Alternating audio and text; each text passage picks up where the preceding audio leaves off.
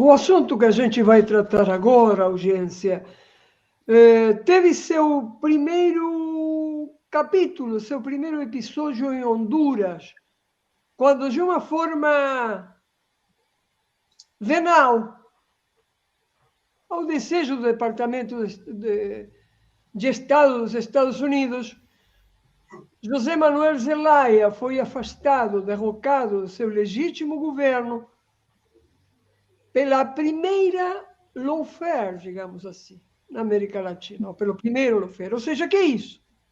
O uso do Poder Judiciário, cuidado, o Poder Judiciário não é justiça necessariamente, do Poder Judiciário, do Parlamento, da mídia, para derrocar um presidente ilegítimo. Posteriormente, aconteceu com Fernando Lugo, aqui do lado, no Paraguai. Do lado, no Paraguai. Mais tarde, o golpe de Estado contra Dilma Rousseff no Brasil. Paralelamente, a prisão de Jorge Glass, vice-presidente do Equador, e a inibição de Rafael Correa de se apresentar de novo. De novo a lawfare. De novo a lawfare. E na Argentina, agredindo com a maior sanha que eu já vi a ex-presidenta Cristina Fernandes de Kirchner, até inibir sua candidatura, teve que abrir mão. E olha o que está sofrendo o povo argentino por causa disso, porque Alberto Fernandes não é Cristina, evidentemente. Nem ideologicamente, nem do ponto de vista de Estado, do que é um estadista. Mas a lawfare também acompanhou, em menor medida, porque foi um golpe mais tradicional, o que aconteceu na Bolívia, um ano de golpe de Estado com a agitadora Janine Áñez, acompanhada por um poder judiciário politizado e corrupto. E também, desde o início, no governo de Pedro Castillo. Lawfare. Lawfare. O que será isso? Falamos tudo em inglês, nem inglês a teremaguê. Vamos entender melhor de novo, vamos relembrar, melhor dizendo, o que é lawfare e vamos ver o que algumas organizações estão fazendo para isso. Sandra Urich, lá na Suíça, brasileira, é membro do projeto Lawfare Nunca Mais e da coordenação do Stop em Movimento, onde representa o Comitê pela Democracia no Brasil e em Zurique, na Suíça.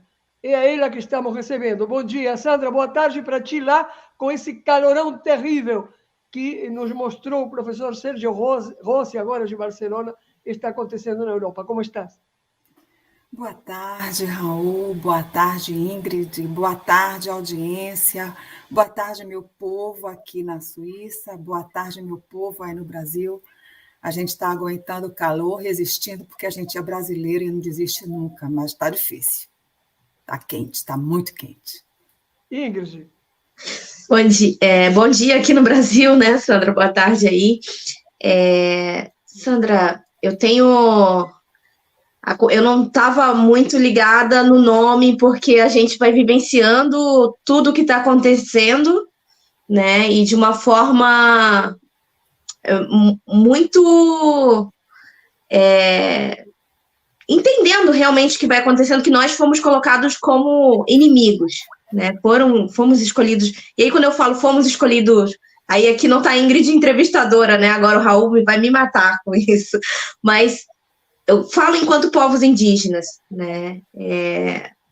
Temos sofrido bastante em sermos colocados como alvo, como inimigos, e o lawfare tem sido utilizado a todo instante, direcionada à população indígena aqui no Brasil e em vários cantos do mundo, mas junto com esse mecanismo agora de guerra contra nós, tem se utilizado a grande mídia para confirmar esses inimigos e para pegar a opinião, para ter o aval da população, fazendo com que nós, povos indígenas, estejamos à mercê de toda a barbárie, seja judiciária ou seja pela mídia, fazendo com que o ódio seja voltado cada vez mais aos nossos corpos e não tendo...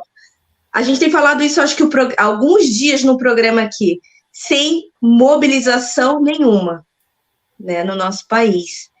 E a não ser os povos indígenas que têm se levantado contra todos esses ataques judiciários, todos os ataques da mídia.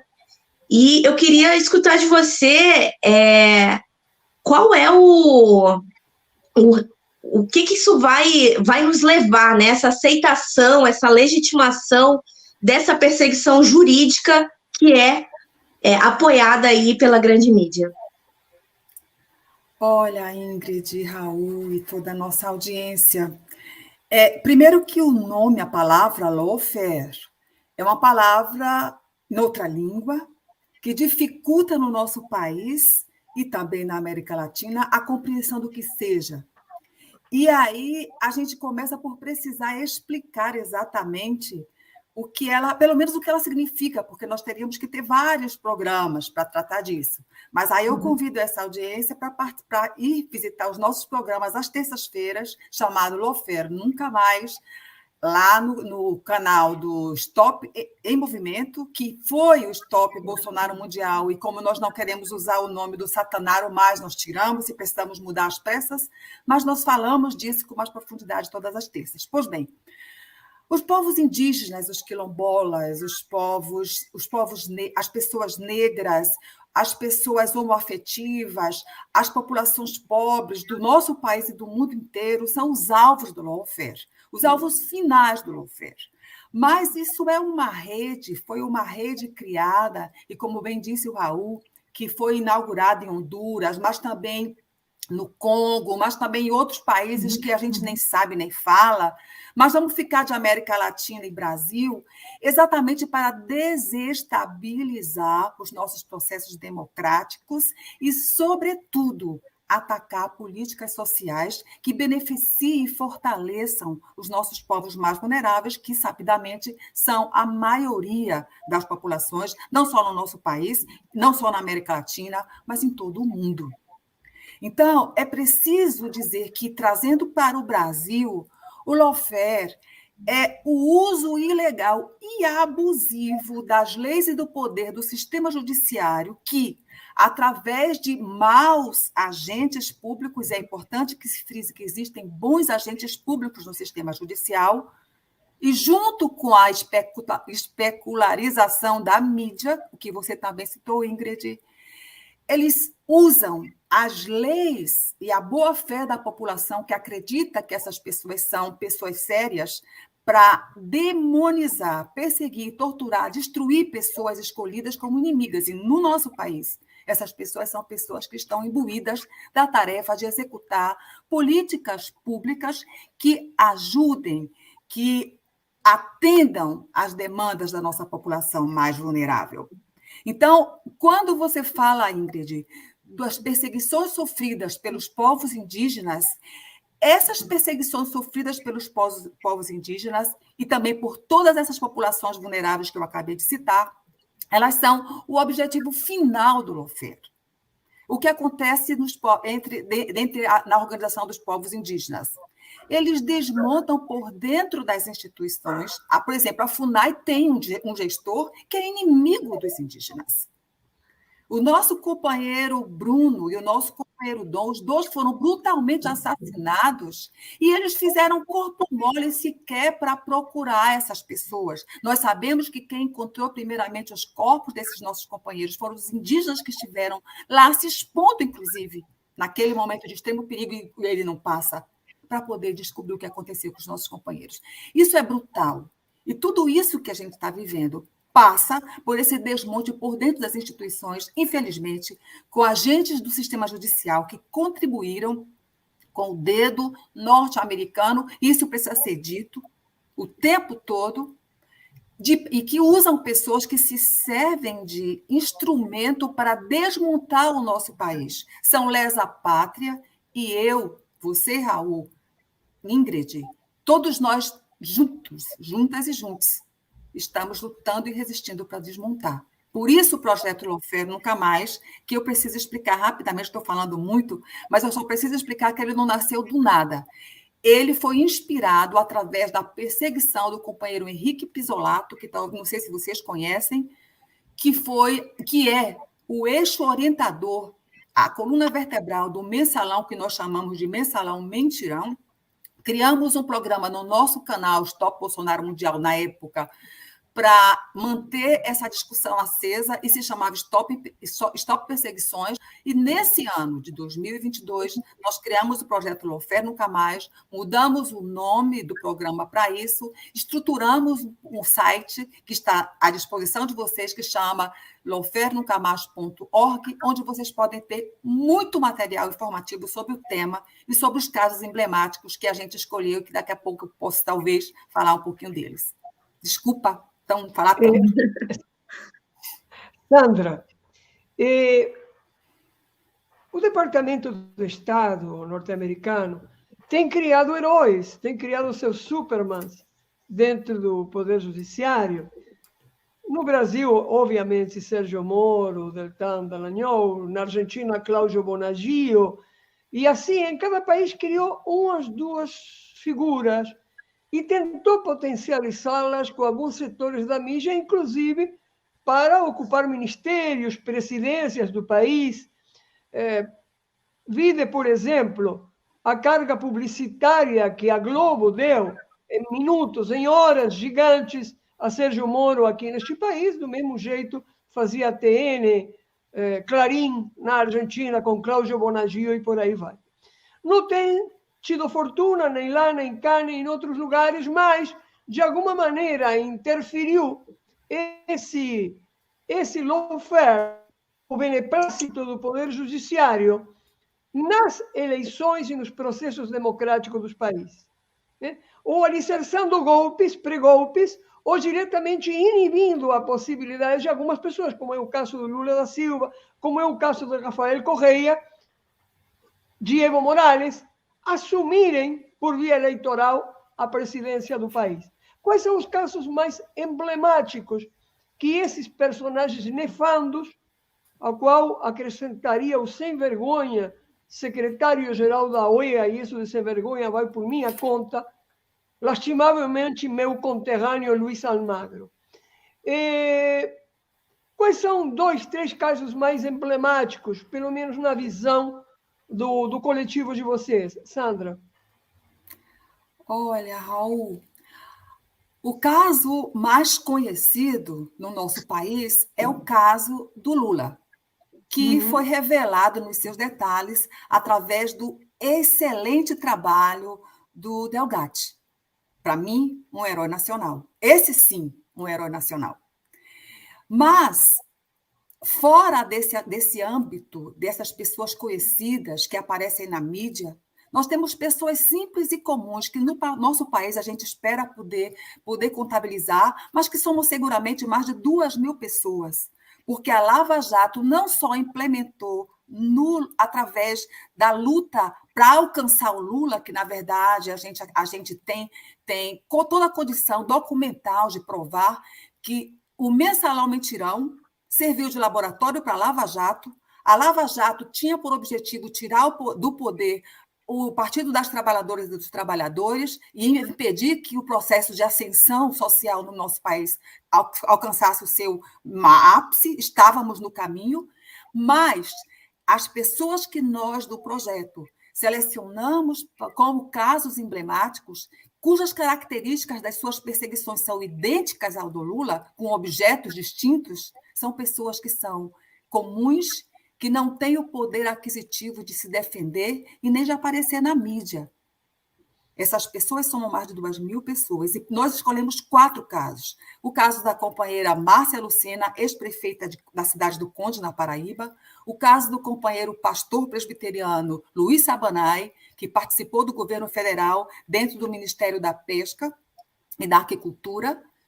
O companheiro médico doutor Elias Rassi, que foi secretário de saúde da cidade de Goiânia, e o companheiro Henrique Pisolato, que há 17 anos continua sendo perseguido, mesmo tendo sido preso injustamente, mesmo tendo cumprido prisão, hoje ele continua sendo perseguido através de multas absurdas, jamais pagáveis, e a gente fala que ele é preso eterno.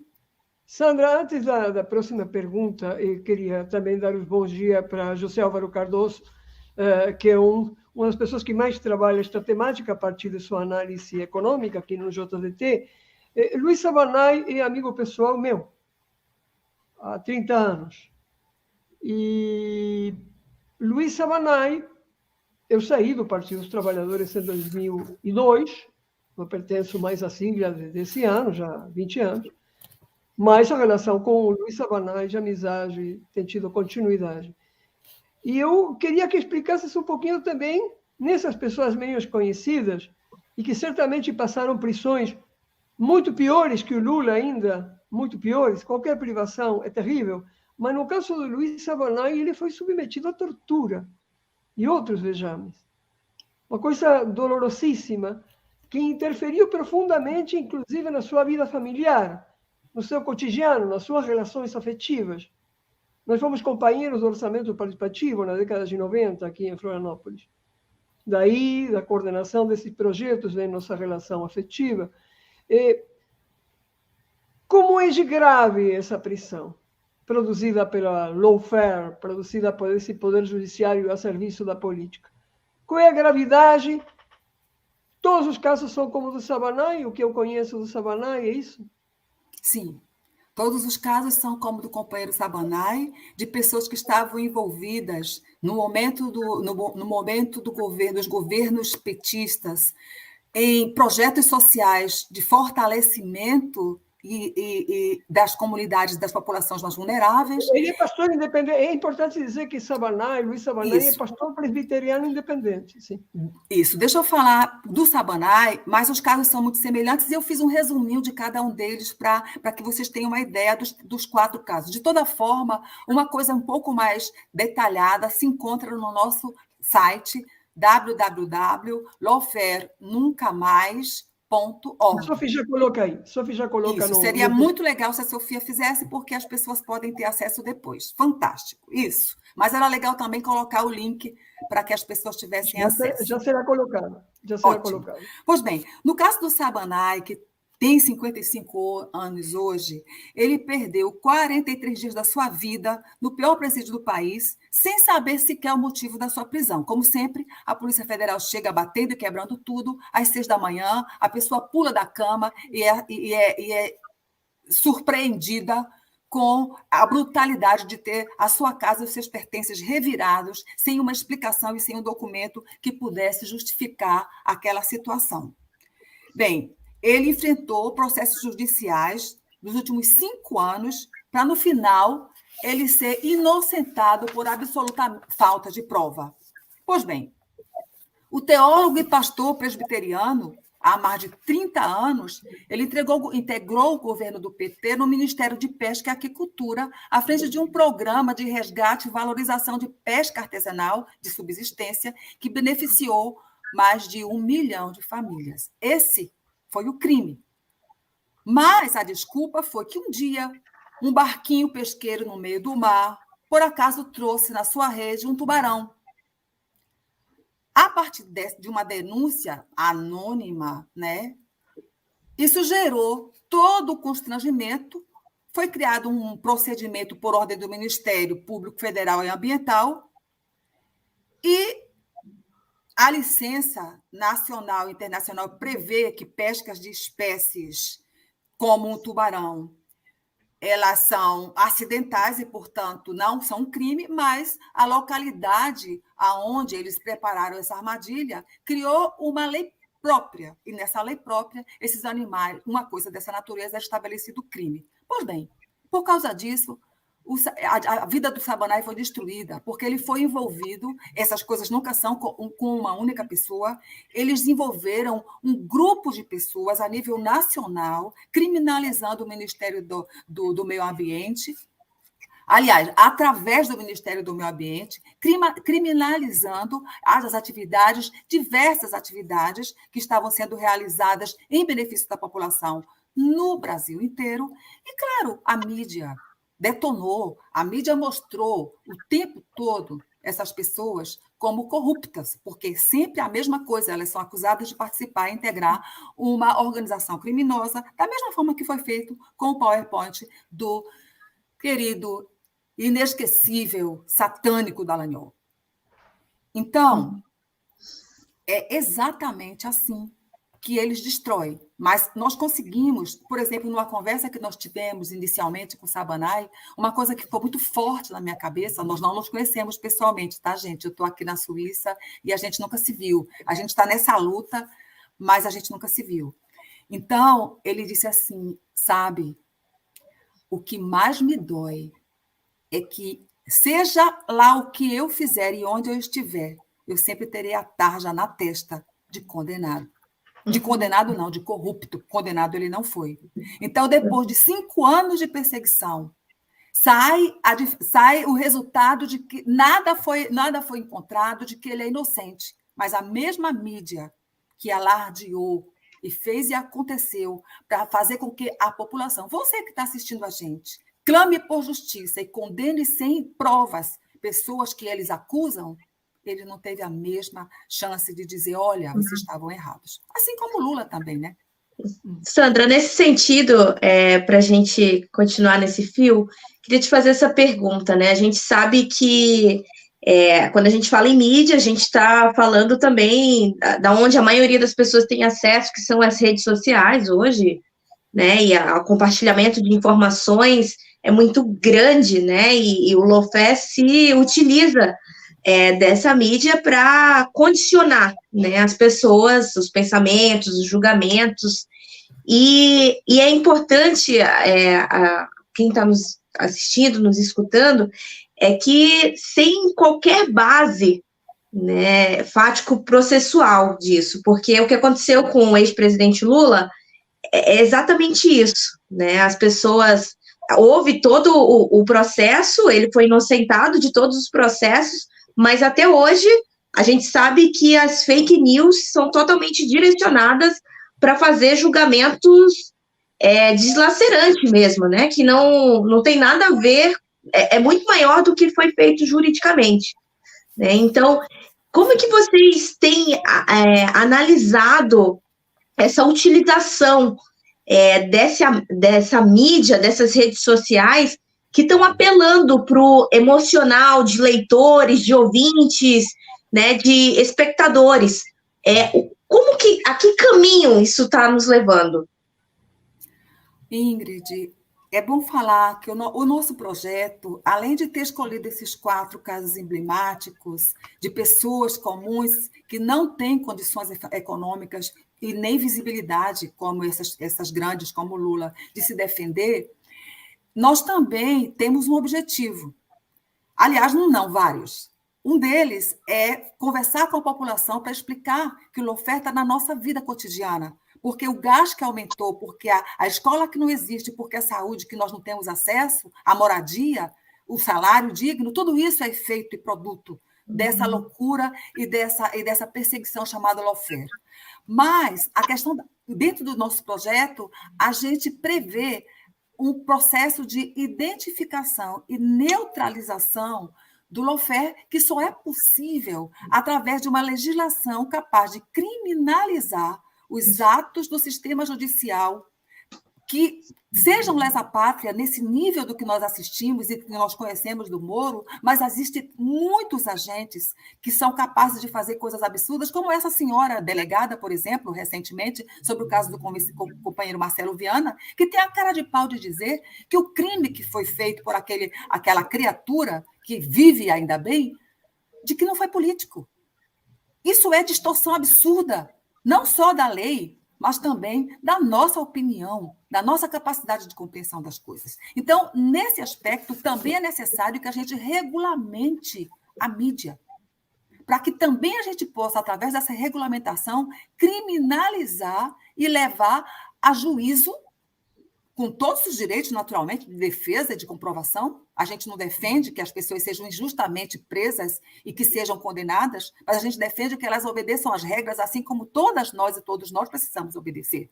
Então, são 3 elementos importantes, porque uma legislação que criminalize Lawfare, ela não alcança a criminalização da mídia. Daí vem a importância da gente não eleger apenas Lula. A gente não pode ter na cabeça que é Lula 2023, 2022. Não. É Lula com um Congresso capaz de responder às necessidades que nós temos de reconstrução do nosso país. Nós precisamos de senadores de esquerda, nós precisamos de deputados federais e estaduais de esquerda, nós precisamos de governadores de esquerda. Então, o tamanho do desafio, além de garantir com muita coragem que o processo eleitoral aconteça, é que a gente consiga eleger um Congresso Nacional composto de senadores e deputados federais capazes de ter coragem de elaborar uma legislação. Agora, nós já temos, inclusive, um embrião. Nossa companheira Cleide Martins, da nossa equipe, coautora do projeto, ela é estudante concluinte do curso de Direito, e ela apresentou um embrião desse projeto, que envolve pessoas de renome dentro dessa construção. Mas tem muito o que fazer. Muito o que fazer, mas necessariamente, voltando à tua pergunta, Ingrid, passa por uma legislação que regulamente o uso não só da mídia comercial, porque também é portadora de fake news, e exatamente por isso chegamos onde chegamos, mas as redes sociais e tudo mais que se estabelece comunicação direta na população, entre a população. Sandra Urech, além de te agradecer a visita, nós ainda temos uma coluna e já nos passamos 16 minutos do horário do programa e vamos nos passar mais um pouco, então, porque vem a coluna de análise econômica com José Álvaro Cardoso. Mas eu queria te agradecer, nós queríamos te agradecer tua presença aqui. Vai nos interessar continuar conversando sobre este último projeto que a Cleide está fazendo. Nós que já apresentamos e elaboramos nesta casa para a Assembleia Legislativa de Santa Catarina e para a Câmara de Vereadores da capital catarinense, projetos sobre democratização da comunicação, e isso tem a ver também com a democratização da comunicação, não confundir liberdade de expressão com crime, isso é muito importante, e neste país a liberdade de expressão se tornou ferramenta criminosa todos os dias, e não é de agora, né? Isso vem da época da ditadura, isso vem do jornalismo policial, Gil Gomes, diversas escolhas que destruíram o jornalismo brasileiro. Mas também, Sandra, em algum momento vamos te incomodar para saber como se sentem os brasileiros. Agora está faltando 70 dias, né, para o encontro eleitoral, para o primeiro turno do pleito. Vamos conversar, vamos te incomodar em algum momento para que nos deis um flash sobre como está a comunidade brasileira na Suíça, todo por aquele lugar, Suíça, Alemanha, Áustria. Lá mais para baixo temos várias companheiras, também na Alemanha temos, mas é bom te conhecer e é bom podermos conversar sobre tudo isso neste período. Obrigado, Sandra. Muito obrigada, Sandra. Muito obrigada, gente. Adeus. Bom programa.